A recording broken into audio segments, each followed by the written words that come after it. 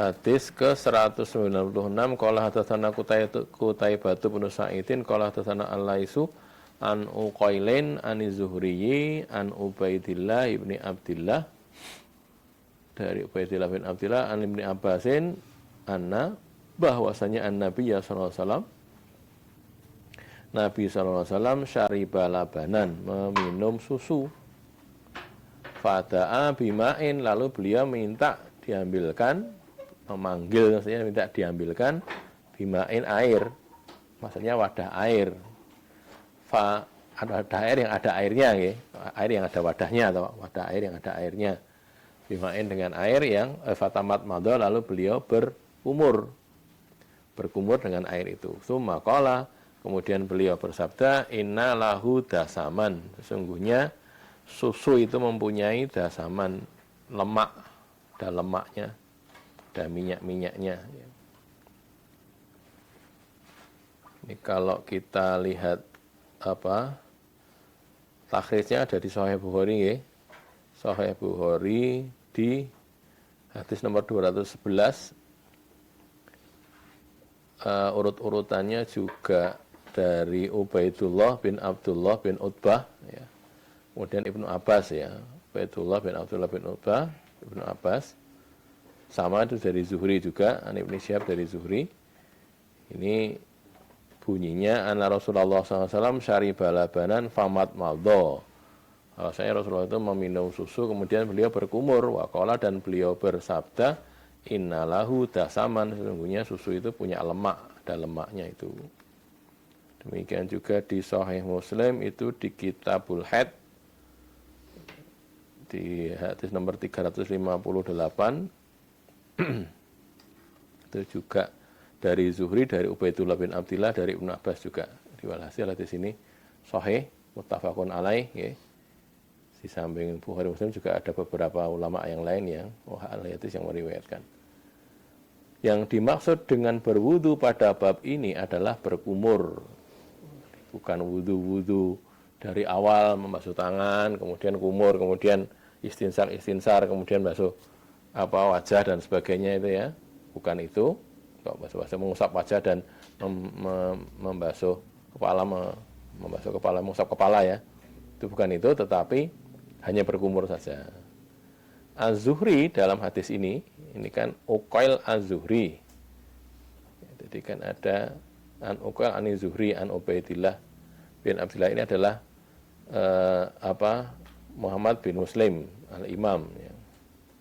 Yang kalau di lainnya disebut dengan Ibnu Syihab itu ya, di Ibnu Syihab Az-Zuhri. Penjelasan Nabi bahwa susu berlemak menjadi alasan berkumurnya beliau. Jadi mengapa kok berkumur? Karena susu itu ada lemaknya, gitu maksudnya. Nah, kenapa? Apakah kalau lemak itu kemudian membatalkan wudu? Tidak disebutkan membatalkan wudu, cuman kan ini cuman berkumur saja. Tidak untuk wudu sebenarnya. Kata lagi, bunyinya memang al-wudu itu, tapi maknanya bukan wudu, tapi hanya berkumur saja. Masukkan air ke mulut untuk membersihkan mulut, terus dikeluarkan lagi. An-Nawawi menyatakan bahwa di sini menjadi dalil disunahkannya berkumur sesudah minum susu. Jadi ada sunnah. Kalau sudah minum susu, berkumur. Mau tambah sikat gigi ya boleh, pakai siwak atau yang lain ya, tapi yang disunahkan berkumurnya itu. Ulama lainnya menjadikan hadis ini sebagai dalil disunahkannya berkumur sesudah mengonsumsi makanan atau minuman berlemak, agar tidak ada lagi sisa makanan yang ditelan atau tertelan ketika si konsumen, orang yang mengonsumsi tadi, sedang mengerjakan sholat. Jadi kaitannya dengan masalah ibadah ini. Jadi, apa kok berkumur? Mengapa kok membersihkan mulut? Itu karena untuk ibadah nanti biar nggak terganggu gitu. Kadang-kadang kita sholat gitu kan kadang-kadang si enek selilit gitu, ada rasa yang di dalam itu lah, itu kan ganggu sholat sebenarnya. Makanya biar tidak ada itu, terus berkumur gitu loh ya. Jadi kumurnya itu untuk itu.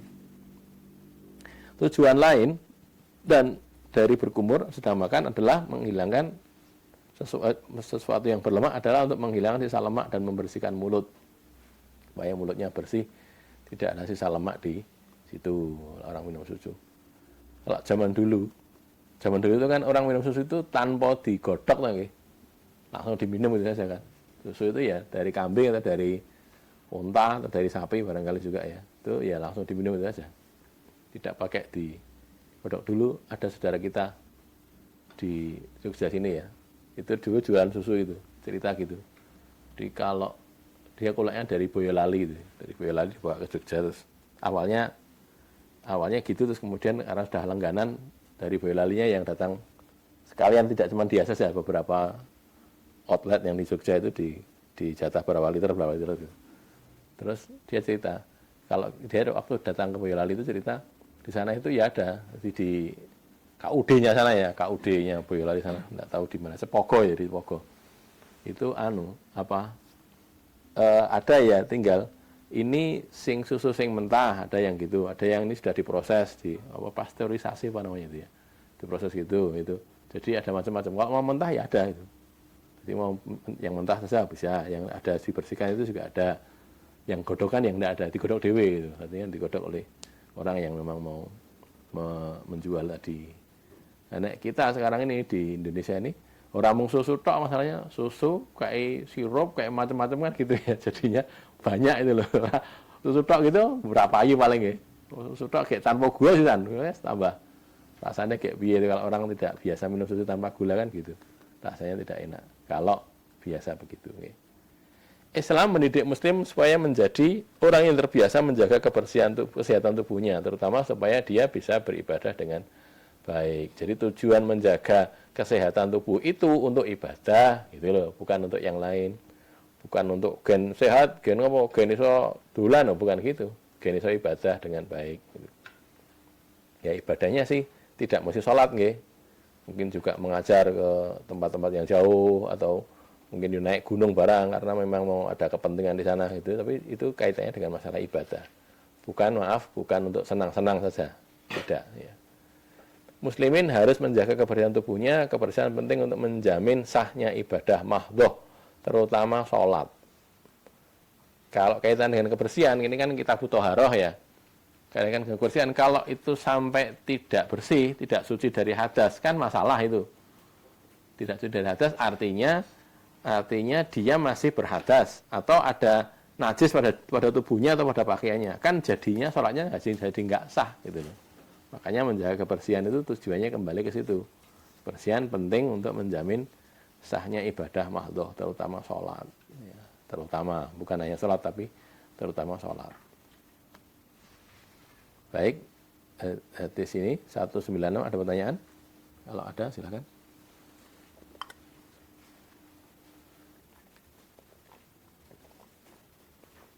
Lanjut nggih, tes yang bab yang ke-78. Babur rukhsah fi dzalika. Babur rukhsati fi dzalika. Rukhsah keringanan dalam hal itu, maksudnya dalam tidak berkumur gitu loh. Kan tadi disuruh berkumur lah, tidak berkumur gimana? Ada rukhsahnya enggak? 197 qala hadatsana Utsman bin Abi Syaibah qala an Zaid bin Hubab qala an Muti ibn Rasyid qala an Taubata al-Anbari annahu sami'a Anas bin Malik, bahwasanya dia itu mendengar Anas bin Malik yaqulu, berkata Anas, inna sesungguhnya Rasulullah sallallahu alaihi wasallam syariba labanan, meminum susu, walam yumatmit, dan beliau tidak berkumur, walam yatawaddo, dan tidak tidak wudu, dan tidak berwudu, wa sholat, dan beliau sholat. Sesudah minum itu tidak berkumur, tidak wudu, terus sholat gitu loh. Nah, masa sah sholat tanpa wudu? Ya sebelumnya sudah wudu, bukan kok tidak dalam keadaan hadas, tidak dalam keadaan suci sudah. Kalau Zaid berkata, Dallani Syu'batu ala hadza syekh.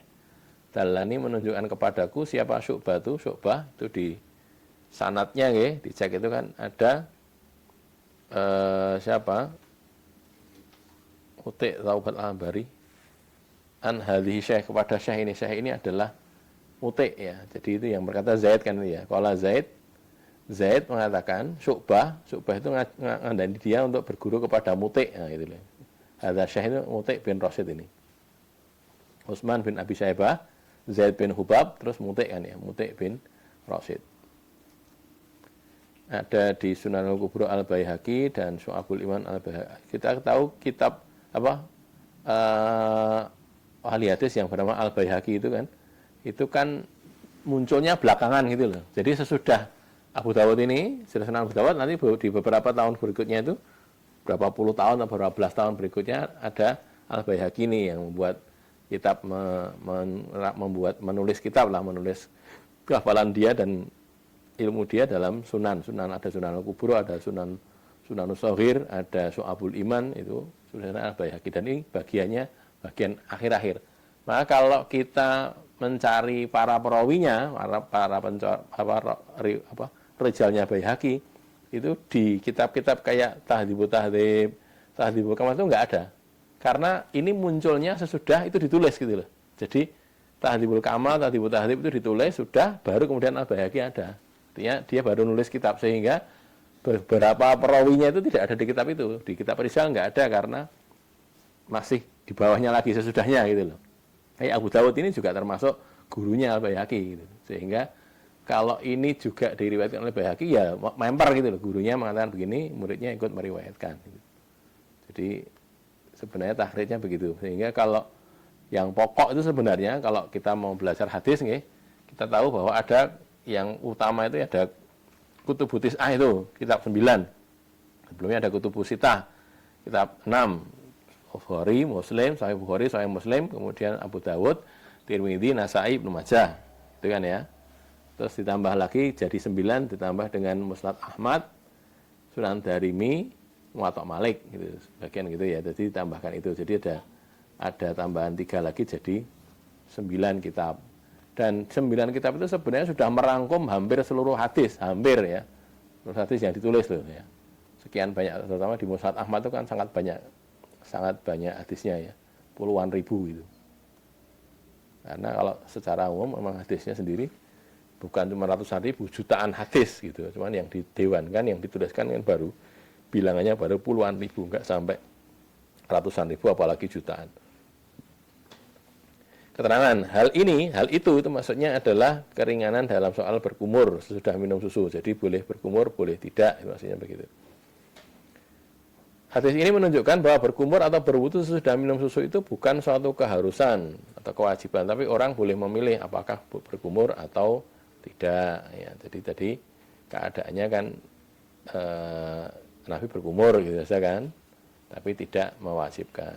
Al-Hafidz Ibnu Hajar Al-Asqalani mengatakan dakwaan Ibnu Syahin bahwa hadis Anas yang 197 adalah nasih terhadap hadis Ibnu Abbas sebelumnya. Hadis ini merupakan nasih dari hadis sebelumnya adalah dakwaan yang aneh. Menurut Ibnu Hajar ya, Ibnu Hajar Al-Asqalani, penulis kitab Fathul Bari itu ya, juga penulis kitab Bulughul Maram juga, sama orangnya. Karena dia tidak menyatakan adanya ulama yang mewajibkan berkumur sesudah minum susu, atau minuman atau makanan berlemak lainnya. Loh, yang siapa? Ibnu Syahin itu tidak mengatakan itu wajib. Kok kemudian mengatakan ini nasihnya? Begini ya, kalau berkumur itu dikatakan wajib, terus jadi sunnah gara-gara hadis ini jadi nasihnya. Jadi yang ini mansuh. Ini yang hadis berkumur tadi yang sebelum ini tadi 196 itu, ini dikatakan wajib misalnya. Terus ini muncul belakangan jadi nasihnya, jadi penghapusnya, sehingga jatuhnya tidak wajib tapi sunnah gitu. Kalau begitu, tapi Ibnu Syahin tidak mengatakan ini wajib. Yang kumur itu tidak wajib. Lah untuk apa menasih sesuatu yang sunnah gitu? Kan ya aneh itu loh. Dan sunnah dinasih terus jadi apa? Jadi bukan apa? Bukan sunnah apa begitu kan? Ya enggak. Jadi wong Nabi pernah melakukan kan ya. Nabi pernah melakukan dan Nabi berbuat begitu kan ya minimal sunnah hukumnya. Mau dinasih jadi apa? Jadi mubah ya tidak mungkin gitu. Jadi walhasil kalau itu dikatakan nasih mestinya menurut Ibnu Hajar, tapi ini ya namanya ulama beda-beda nggih. Menurut Ibnu Hajar kudune ya mengatakan itu wajib dulu, nek enek sing mengatakan wajib baru dikatakan itu sunnah gara-gara dinasih dihapus hukumnya oleh hadis yang belakangan ini. Nek tidak jadinya aneh, maksudnya begitu loh. Wis sunnah kok tidak dinasih menayu sunnah ya sudah sunnah itu. Tidak harus berkumur, tapi Nabi berkumur tapi tidak harus. Syekh yang dimaksud oleh Zaid adalah Muti' bin Rasid. Tadi ya saya sampaikan tadi kan, Syu'bah mengatakan, Syu'bah menyuruh saya supaya mengikuti Syekh ini ya. Syu'bah menunjuki aku saya ini, kamu belajar apa pada ini, itu kata Syu'bah. Nah ini yang dimaksud oleh Zaid itu dalam Muti' bin Rasid. Penunjukan Syu'bah ini menjadi anggapan baik Syu'bah terhadap Muti'. Jadi Syu'bah kan menganggap Muti' itu orang baik, ulama, punya ilmu gitu kan. Maka si Zaid diberitahu oleh Syu'bah, kamu berguru kepada si Muti' ini tadi. Tidak mungkin dia menunjuki Zaid kepada orang yang tidak diketahui keadaannya. Kan namanya merekomendasi kudu kan dia ngerti to nggih. Apa kowe kok milih kayak apa? Aku juga ndani karo ustadz kaya atau Pak Kiai kaya atau guru saya yang itu supaya berguru ke sana. Kan mestinya ya namanya merekomendasi kudu kan dia ngerti orangnya itu. Tidak kemudian ngawur kan ya enggak itu. Itu ya maksudnya begitu keadaannya sehingga ini juga merupakan kebiasaan ulama merekomendasikan orang yang dia anggap layak mengajarkan ilmu kepada muridnya atau penuntut ilmu yang sedang mencari guru dalam bidang ilmu tertentu gitu ya. Ada seorang ulama dia punya murid, terus muridnya tanya tentang satu hal, gini, kalau masalah begini saya tidak menguasai, kamu datang pada si fulan gitu loh. Saya tidak menguasai itu, saya tidak punya ilmunya itu. Bukan tidak mau ngajar karena tidak bisa ngajar orang duwe ilmune. Lah yang tahu itu si fulan. Nah, dia merekomendasikan gitu kan tentunya orang yang dianggap benar lah, dianggap baik kan gitu. Dianggap mumpuni dalam soal itu, setidaknya lebih tahu daripada dirinya gitu. Tidak kemudian ngawur sak ono-onone wong wis pokoke kira-kira yo ki yo, jangan, tidak begitu. Maka di sini kita dapati orang baik itu pasti berteman dengan orang baik lainnya sehingga bisa merekomendasikan orang yang tepat untuk mengajarkan ilmu tertentu. Kamu kalau mau belajar ini datanglah ke sana. Dulu kan gitu ya, kalau zaman dulu orang itu mencari gitu loh. Mulai siapa di Baghdad ada ulama begini, orang datang ke sana, Baghdad sana belajar gitu-gitu. Kenapa? Ya karena itu sunnahnya memang seperti itu. Ya, jadi sekarang kan sudah berubah karena memang teknologi juga kayak gini ya keadaannya ya.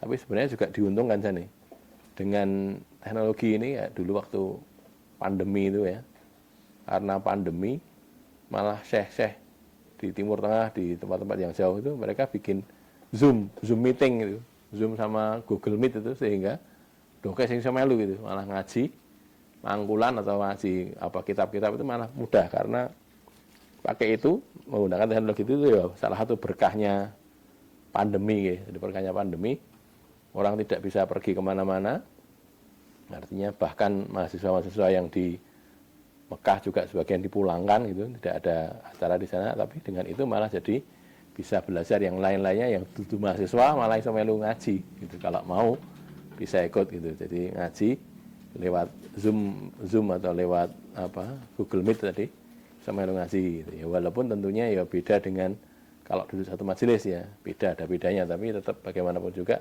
tergantung orangnya. Wong sinau anggere tenanan nggih, insyaallah iso. Ada pertanyaan? Sebentar. Ya. Berteman dengan orang baik itu bermanfaat, sebaliknya berteman dengan orang yang buruk itu menimbulkan mudorot. Seperti sabda Nabi itu kan menggambarkan orang berteman dengan siapa? Orang baik itu seperti orang yang berteman dengan penjual minyak wangi gitu ya, penjual minyak wangi. Tapi ini bukan hadis yang nyuruh jadi penjual minyak wangi loh ya, bukan loh ya. Nanti dikira iki hadis iki molan kowe iki tuku minyak wangi ku iki lho, aku iki dodol minyak wangi ya pakai hadis itu ya, tidak begitu mestinya. Itu kan sekedar gambaran orang kalau punya temannya itu penjual minyak wangi, maka dia itu akan mendapatkan wanginya minimal begitu, minimal nggih. Lebih dari itu mungkin dia beli dapat minyak wangi atau dia dikasih gitu. Kasih, kowe kok nyedak aku wae nyetak iya. Nah gitu barangkali ya dikasih ya minyak wangi itu dapat kebaikan dari minyak wangi dari penjual minyak wangi tadi. Tapi sebaliknya orang berteman dengan orang buruk itu seperti orang berteman dengan tukang pandai besi yang bikin kerajinan dari besi itu.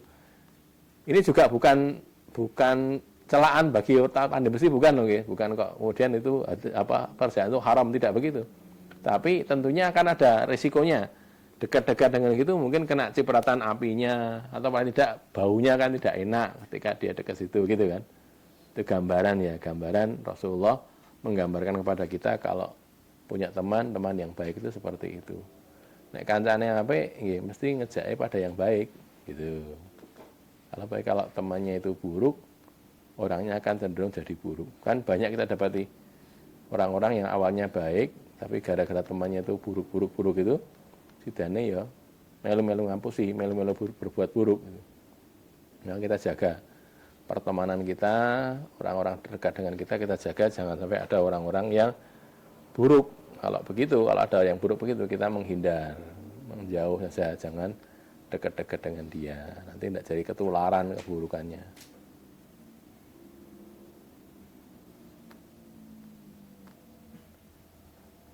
Kemudian bab ke-79, babun fil wudu'i minan naum. Kok salah gini. Minat dam harusnya kok minan naum. Tulisannya kalian tuh nih. Bentar. Judul Arabnya salah itu. Minan naum itu bab berikutnya kok bukan yang ini kok. Ruksatu fi dzalik. Nggih, harusnya babul wudu minad dam.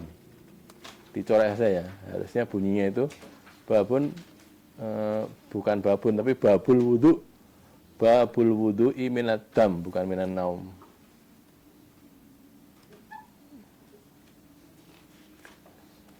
Salah tulis ya. Babul wudu'i minad dami. Bab berwudu karena berdarah. 198 qala hadatsana Abu Taubata Ar-Rabi' ibnu Nafi' qala hadatsana Ibnu Mubaraki qala an Muhammad ibni Ishaq qala hadatsani Shadaqah ibnu Yasarin qala an Aqil ibni Jabir qala an Jabirin qala Jabir bin Abdullah ya sahabat Nabi kharajna kami keluar bepergian maksudnya bersama Rasulullah sallallahu alaihi wasallam yakni fi ghazwati Dzatir Riqa pada perang Dzatur Riqa.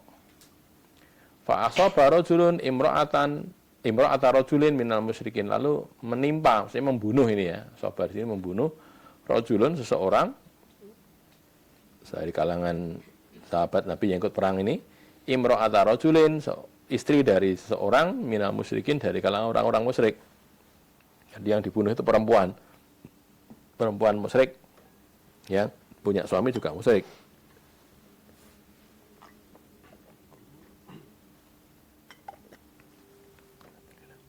Fahalafa, maka si musyrik suaminya ini bersumpah an la antahi, bahwa aku tidak akan berhenti. Sumpahnya itu bunyinya la antahi hatta uhari qadaman min ashabi Muhammadin, sampai aku itu uharik itu uhrik atau uharik itu menumpahkan darah fi ashabi Muhammadin pada kalangan sahabat Muhammad.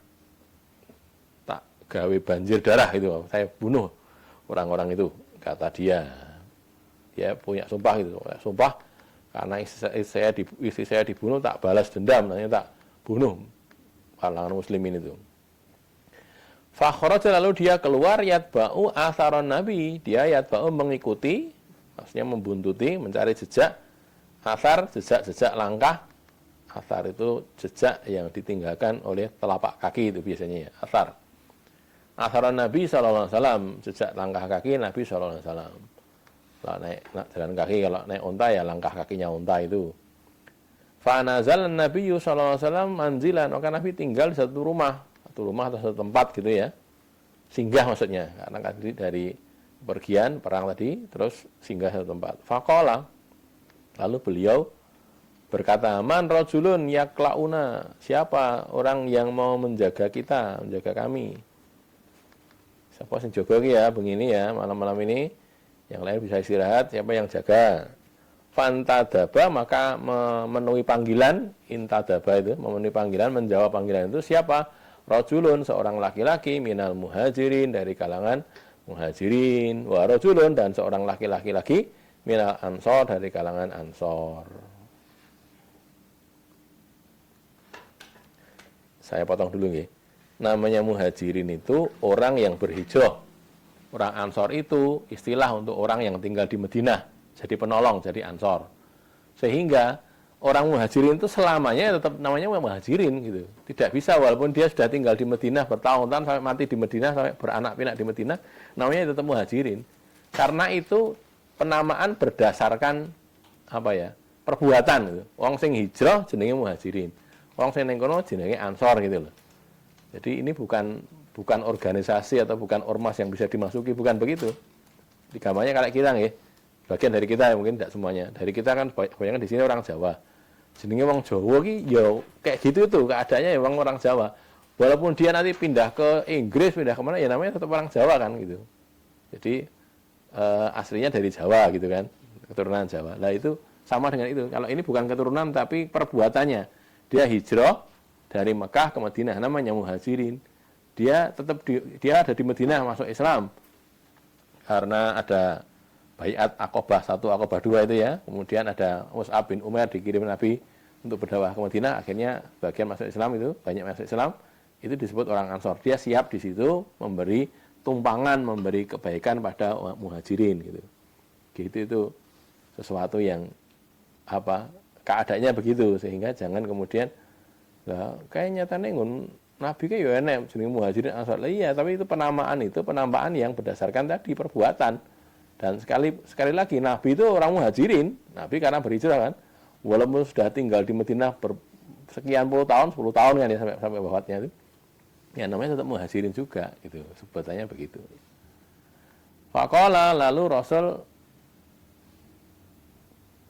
bersabda pada dua orang ini, kuna bifami syi'bi, beradalah kalian berdua di mulutnya Syi'ab. Syi'ab itu lereng atau celah di antara dua gunung. Jadi barangkali kalau di sini ya, dekat-dekat kita itu kan ada Gunung Merapi, Merbabu nggih. Tengah-tengahnya itu kan namanya Selo itu.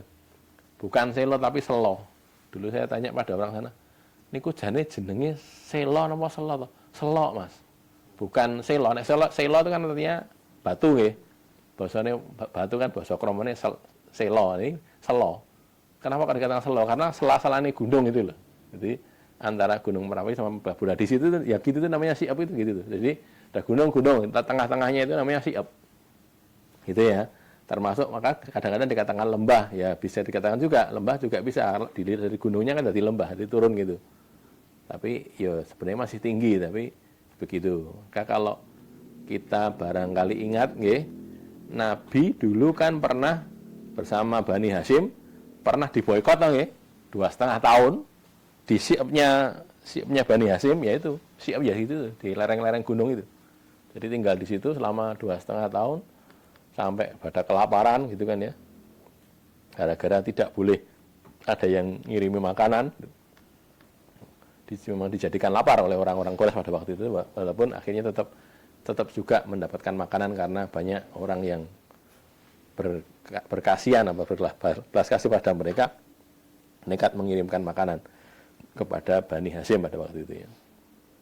Nah, qala berkata rawi ini rawi nggih. Jadi Jabir, falamma kharaja rajulani ila fami Syi'bi, tatkala dua orang ini keluar ke mulutnya Syi'ab. Jadi ini ada Syi'ab mau masuk situ tuh namanya mulutnya gitu loh. Kayak mulut gua gitulah ya. Ada gua ada mulutnya. Ini juga sama.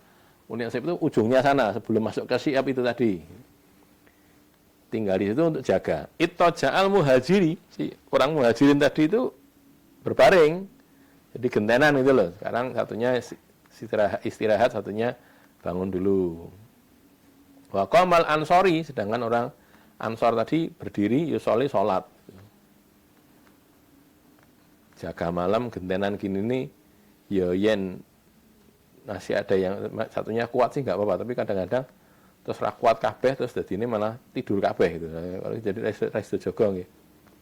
Dulu atau waktu masih di Jogja itu kan kadang-kadang kita jogo apa? Ada teman kita sakit di saat situ gitu.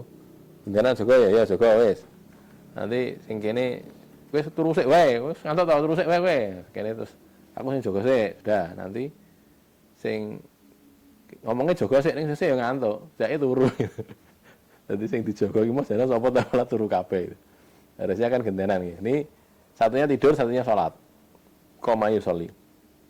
Terus wa atar rajulu, laki-laki tadi yang mengejar Nabi tadi, yang istrinya mati tadi kan, terbunuh tadi, datang. Falama ro'a syahsohu, tatkala dia melihat syahsun itu pribadi, maksudnya blegernya orang gitu, dari kejauhan ada mau masuk ke Syiab tadi, enek wong ngadeg kae, sedang sholat maksudnya. Arafa annahu rabi'atun lil qaumi, dia paham bahwa orang ini yang sedang berdiri tadi itu Rabi'ah. Rabi'ah itu toli'ah, pengintai, atau mata-mata atau bagian pengawas gitu ya, lil qaumi untuk kaum. Maksudnya dia jadi penjaga, jogo-jogo, nanti kalau ada yang nyerang, dia yang pertama kali diserang kan mestinya, karena dia yang paling ujung. Sebelum masuk ke Syiab sudah ada 2 orang ini dulu, tapi satunya tetap tidur, memang berbaring, jadi tidak ketok. Yang kelihatan cuma 1. Faromahu bisahmin, lalu dia memanahnya dengan anak panah. Roma itu ya, melempar, maksudnya memanah dengan saham anak panah. Fawado'ahu fihi, lalu mengenainya pada dirinya. Anak panah itu nancap ke tubuh orang yang sedang sholat ini. Fanaza'ahu, lalu dia mencabutnya. Masih sholat ini, sholat ke panah, jikuk cabut, wes tetap sholat. Hatta romahu, sampai dia memanahnya bisalahati ashumin, dengan 3 anak panah. Ya, panah gitu masih bertahan sholat, cabut lagi. Panah yang kedua, cabut lagi gitu loh, maksudnya gitu. Bukan kok langsung telu dipanahkan langsung itu, bukan gitu. Gentenan gitu, satu gitu. Summa raka'a wa sajada, kemudian dia masih rukuk, masih sujud, tetap bertahan dalam posisi seperti itu walaupun kena panah. Summan tabaha sahibuhu, kemudian temannya bangun, mungkin karena tahu ada anak panah menancap gitu barangkali. Apa iki? Terus dia bangun barangkali lah ya, yang jelas dia bangun, yang tidur tadi bangun. Falama arafa annahum qad nadhiru bihi, tatkala si lelaki tadi, laki-laki yang mau menuntut balas kematian istrinya tadi, mengetahui annahum, bahwasanya mereka di sini maksudnya 2 orang itu. Jadi bukan kok mereka muslimin yang dijaga, enggak, 2 orang ini saja. Qad nadhiru, sungguh mereka sudah mendapatkan ancaman. Nadhiru, sudah sadar, tahu kalau ada serangan bihi, terhadap serangan tadi. Haroba, lalu dia lari. Jadi belum bisa membunuh, ya terluka, orang tadi terluka gitu. Mungkin tidak kena bagian vitalnya ya, terpanah tapi mungkin di kaki atau di mana, ya sakit tapi kan nggak sampai mati. Keluarkan darah juga jelas. Terus walamma ra'al muhajiru ma bil ansor, maka si muhajir tadi, laki-laki orang muhajirin yang tidur tadi kan jadi bangun. Terus mengetahui apa yang ada pada si orang ansor ini, minadam, dari darah. Loh, kok getian mas? Ini kena panah tadi mas ya? Gitu kalau kata kita ya. Qala, dia berkata, subhanallah, maha suci Allah, ala anbahtani awwalama roma, mengapa kamu tidak, ini tentunya sudah selesai sholat nggih, mengapa kamu tidak membangunkan aku, memperingatkan aku awwalama roma, pada awal pertama dia memanah tadi. Kena panah bisa kok ya orang gugah aku, orang membangunkan saya. Sholat membangunkan orang tidur kan bisa tuh ya. Yang penting kan orang ngomong tuh nggih. Cekel tangannya, cekel apane gentangi, itu kan bisa digugah, itu kan bisa, asal tidak ngomong saja kan, tidak batal kan sholatnya. Nabi kan juga gitu, sudah pernah kita baca barangkali nggih. Oh, itu di Sahih Bukhari ya, di sini mungkin belum bukan kitab Shalah mungkin. Itu kan Nabi kalau tidur, Aisyah kalau tidur di arah kiblatnya Nabi, kalau di Madinah itu berarti di selatan nih, jadi di arah selatan sana itu Nabi sholat menghadap ke arah kiblat, ke arah selatan. Nah, Aisyah ada di selatan sana. Kalau Nabi berdiri, itu tidak bisa memegang Aisyah karena beliau berdiri. Tapi kalau sujud jadi gitu itu loh. Jadi gitu kakinya atau bagian itu punya Aisyah itu jadi gitu. Nah, Nabi memegang kakinya Aisyah itu untuk membangunkan gitu loh. Tangi-tangi sholat bunyi gitu. Tapi tidak bicara, cuma megang kakinya biar bangun gitu. Nah, Aisyah waktu itu ceritanya kan karena dia belum mau sholat, belum hendak sholat waktu itu kan, memang tidak wajib toh sholat malam gitu.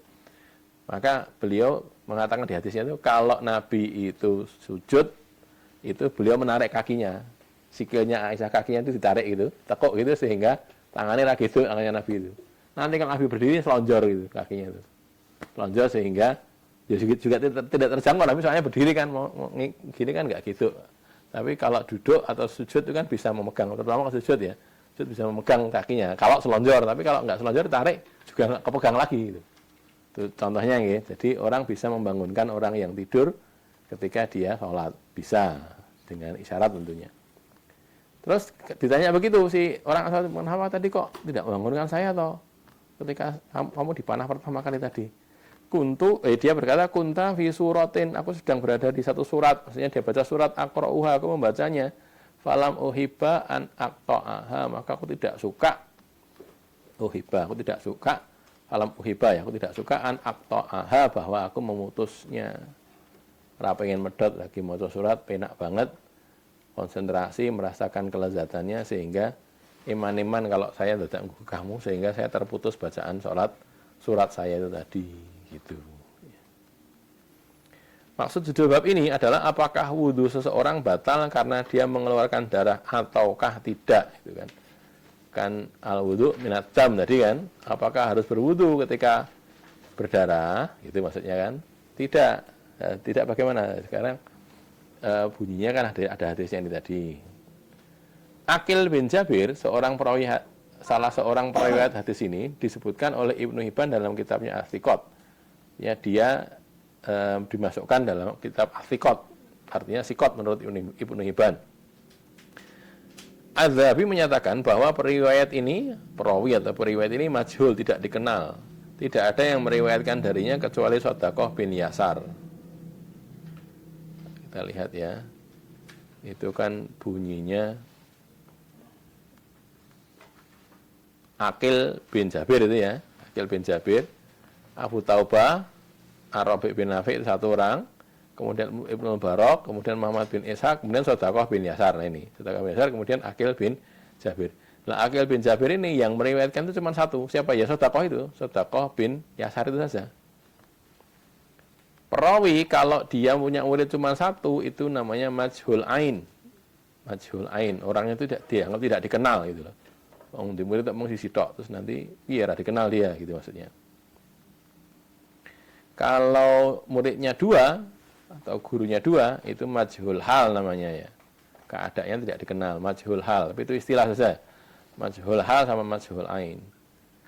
Nah, di sini kebetulan karena dia muridnya cuma satu, ya berarti majhul ain ya.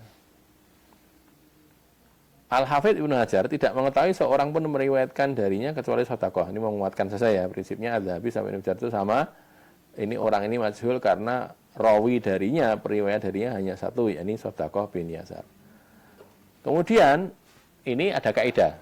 Rawi majhul ain itu akan hilang kemajhulannya, artinya jadi tidak majhul lagi. Jadi rufi'a jahalatuhu gitu ya. Jahalahnya itu kemajhulan hilang dan diterima hadisnya bila dia ditetapkan thiqah oleh ulama ahli jarah wa ta'dil selain orang yang meriwayatkan darinya.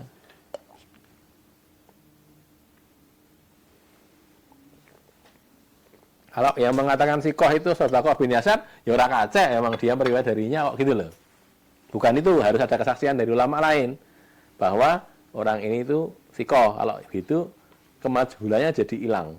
Walaupun dia punya murid cuma satu, dengan saya ngomong ada yang menyaksikan dia itu sikot, orang sikot terpercaya lah, jadi bisa, jadi hilang majhulnya. Aqil bin Jabir ini disikotkan oleh Ibnu Hibban, kan? Artinya Ibnu Hibban meriwayatkan dalam As-Siqat kan satu. Kemudian disahihkan hadisnya oleh Ibnu Hibban juga oleh Ibnu Huzaimah, juga oleh Al-Hakim. Jadi menurut Ibnu Hibban, Ibnu Huzaimah dan Al-Hakim hadisnya sahih menurut mereka bertiga ini. Karena ada kesaksian gitu, maka kemajhulannya jadi hilang. Jadi rufi'a jahalatuhu. Jahalahnya, majhulannya jadi hilang. Hadis ini ditetapkan sahih oleh Ibnu Huzaimah, Ibnu Hibban dan Al-Hakim, semuanya melalui jalan Muhammad bin Ishaq. Muhammad bin Ishaq sudah kita kenal bahwa dia itu sikotun mudalis ya, sikot tapi mudalis. Sehingga kalau dia itu an-anah meriwayatkan dengan an, itu tidak diterima. Tapi di sini kan hadasani ya. An Muhammad bin Ishaq hadasani Shadaqah bin Yasar. Artinya tidak an-anah, tapi sigotnya sigot jazm. Sigot itu apa? Sigot itu pola kalimat. Jazm itu tetap, artinya pasti dia mendengar dari Shadaqah bin Yasar. Artinya sudah majhulnya hilang. Jadi tidak lagi dhaif gitu ya. Sekarang perang Dzatur Riqa. Nah, ini perang Dzatur Riqa itu terjadi pada tahun keempat Hijriah. Mengapa disebut Dzatur Riqa? Itu ada banyak penakwilan ulama, tapi yang paling tepat setidaknya menurut Abu Thayyib Abadi ya, penulis kitab Aunul Ma'bud, itu adalah jawaban yang didasarkan hadis riwayat Bukhari Muslim berikut ini. Ini kalau nanti mau dicari barangkali di Sahih Bukhari di Kitabul Maghazi. Hadisnya 4128, kitab Sahih Muslim di Kitabul Jihad Wasir, Sir atau Siyar 1816 ya.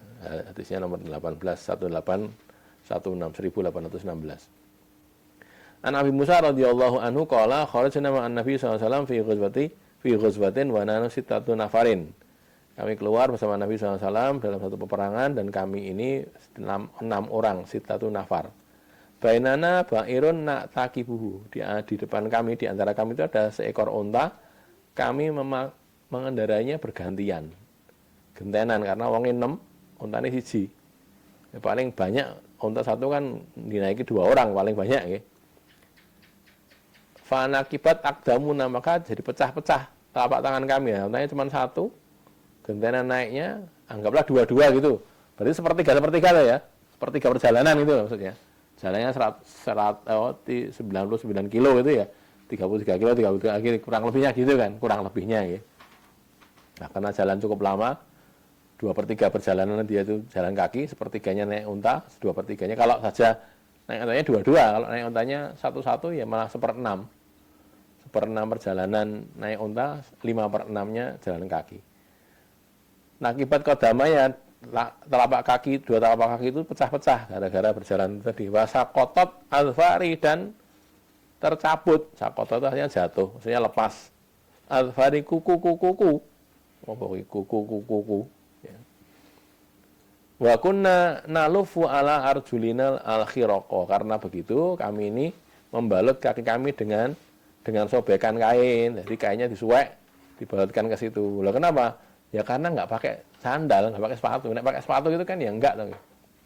Nggak pakai apa? Karena emang nggak punya. Lah kalau numpak unta, lah untanya mau siji, gentenan numpak ini kan gitu. Gentenan numpak ini lah pas melaku itu kakinya kan mungkin kena panas, kena macam-macam gitu, akhirnya terus pecah-pecah sampai ke kukunya tanggal.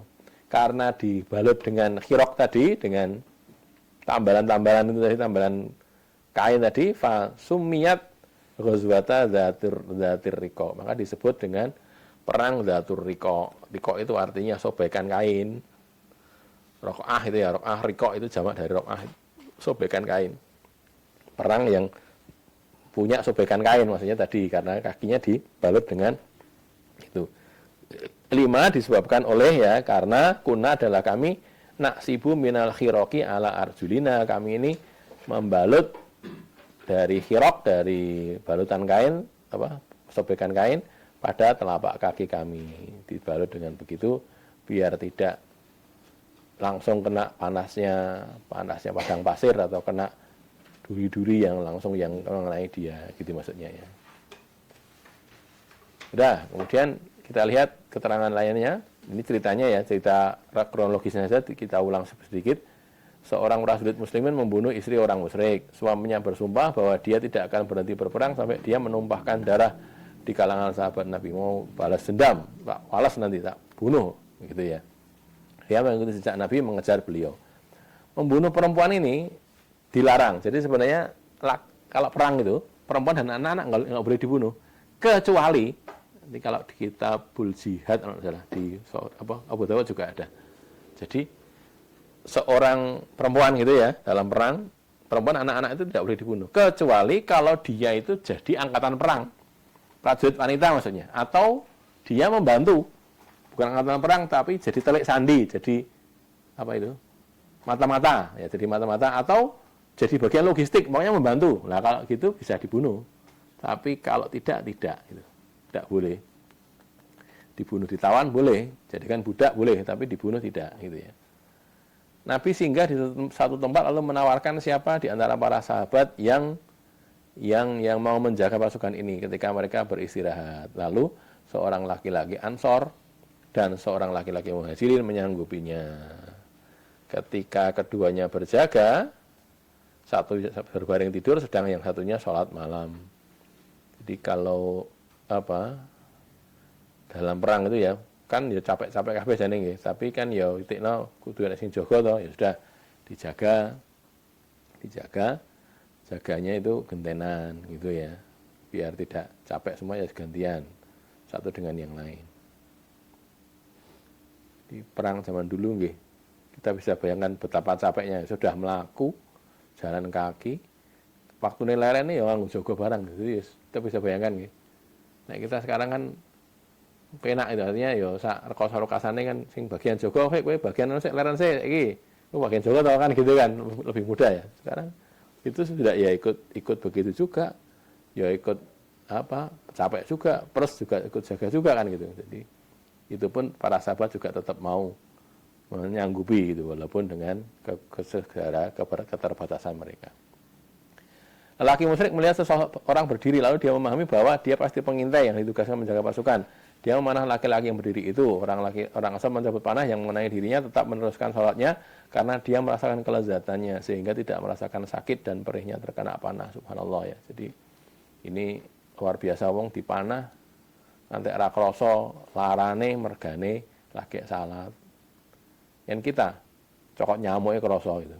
Ngomongnya dipanah. Lagi cokot nyamuk lho krasa. Opo ki nyamuk salat bareng cokoti. Nyamuknya mosok ngerti ora lagi salat nggih. Tapi itu kita kan ya. Itu dipanah saya enggak kerasa sakit maksudnya. Ya kerasa terpanah tapi tidak merasakan sakitnya. Yang bisa begitu tuh hanya cuman kalau dia mendapatkan sesuatu kebaikan atau kelezatan yang melebihi rasa sakit itu.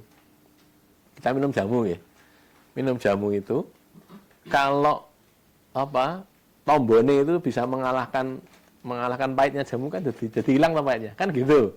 Atau begini, wis kulino itu. Jadi kulino nggawe pahit sehingga nggawe pahit ora krasa meneh kan gitu. Bisanya kan cuma dua itu. Nah ini orang tadi itu sholat sampai karena enaknya menjalankan sholat itu sampai terpanah itu tidak terasa. Nah gitu ya. Jadi keadaannya seperti itu. Subhanallah, para sahabat sampai ke tingkat itu. Para sahabat menikmati kelezatan sholat sehingga tidak merasakan sakit saat tubuhnya mengeluarkan darah akibat dipanah oleh musuh. Jadi itu tadi ya sudah kita bahas. Terus orang yang sudah mengangkat senjatanya menyerang orang Islam, ini kaidah fikih kalau ini ya. Bukan cerita ini, cuman faedahnya yang saya dapatkan dari situ, maka dia boleh dibunuh. Pembunuhnya tidak menanggung diat atau kisos. Jadi baru mengangkat senjata, jadi belum sampai membunuh ini. Orang ini tadi sudah baru mengangkat senjata. Kalau di sini kan sudah manah ya. Misalnya belum memanah pun, tapi kalau sudah mengangkat senjata melawan orang Islam itu dia boleh dibunuh, gitu loh. Walaupun belum membunuh siapa-siapa, belum melukai, belum membunuh, tapi dia ikut perang di pihaknya orang musyrik situ. Baik sendirian maupun bareng-bareng banyak orang, ya dia boleh dibunuh, gitu namanya. Jadi man rafa'ah silah itu bunyinya kan gitu.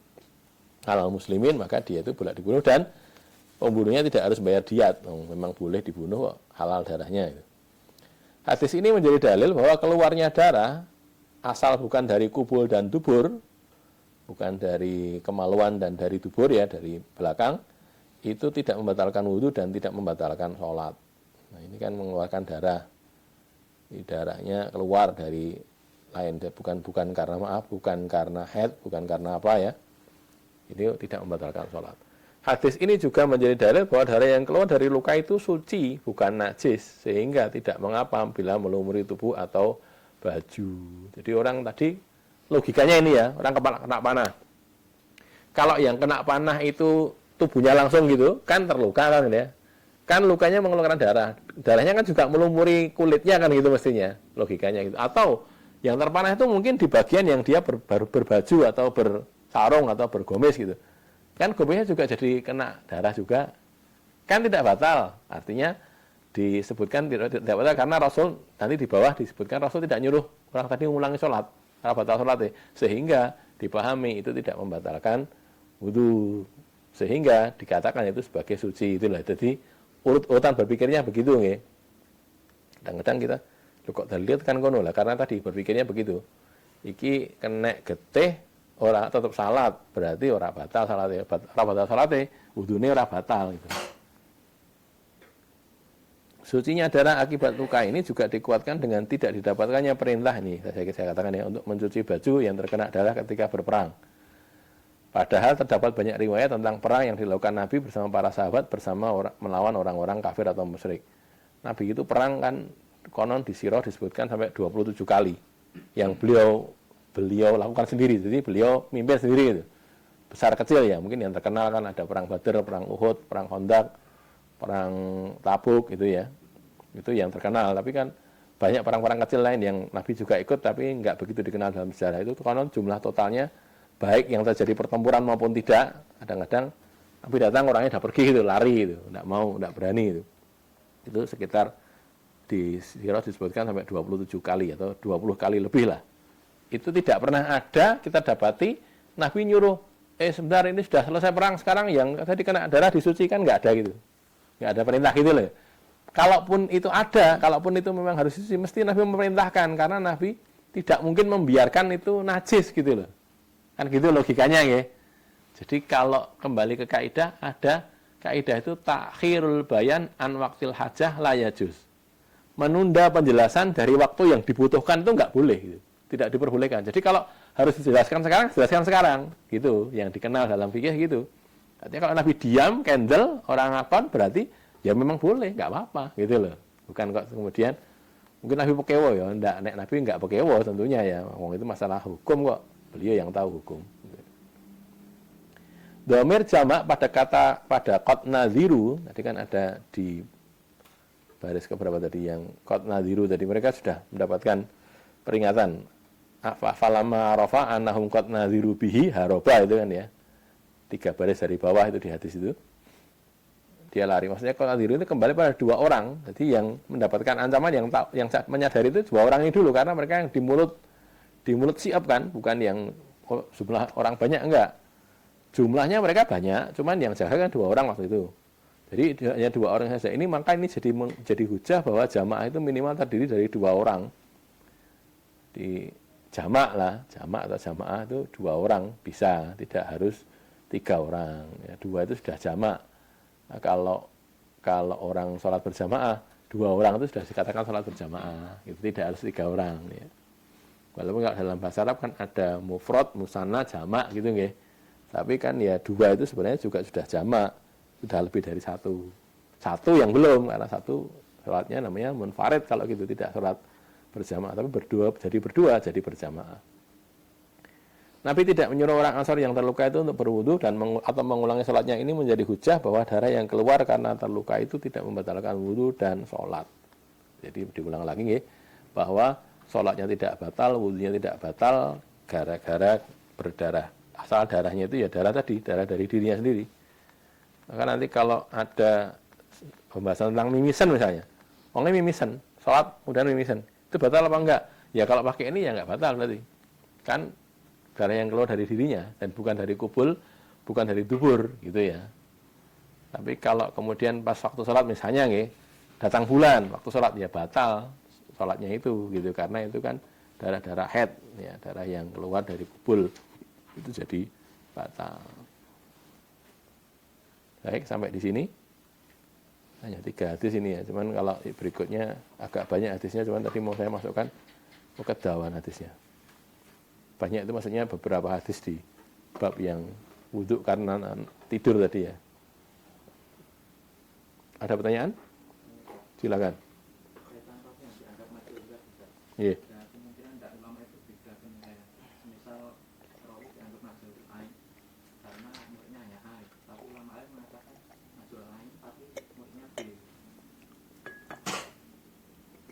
Wallahu alam ya, saya belum mendapatkan itu. Yang jelas kalau yang ada begini, tadi yang rufi ajahalatuhu tadi, jadi dikenal muridnya 1, tapi disikotkan oleh ulama yang lain gitu. Ada dia tahu keadaannya sikot gitu, maka diterima. Kalau ini dikenal punya murid A, kemudian sini punya murid B, kok saya belum pernah dapati gitu. Wallahu alam ya, apakah ada begitu apa enggak itu. Tapi memang pengenalan ahli hadis terhadap rawi-rawi itu cukup detail sebenarnya, cukup detail. Jadi misalnya ya yang pernah saya dapati bahwa ini berguru pada ini, muridnya ini tuh dikenal oleh banyak orang gitu loh. Enggak, jarang-jarang sing tidak kenal itu jarang-jarang. Mungkin saja ada, mungkin ya, bukan tertutup kemungkinan. Cuman kasusnya kok saya belum pernah mendapati, jadi tidak bisa menjawab nih. Soalnya kalau kita dapati lah nanti tinggal kita cek saja bagaimana ulama menyikapi yang begitu. Kalau ada contohnya nih. Ada lagi barangkali? Cukup nggih. Baik, aku lu qouli hadza, astaghfirullah li wa lakum, alhamdulillahirabbil alamin.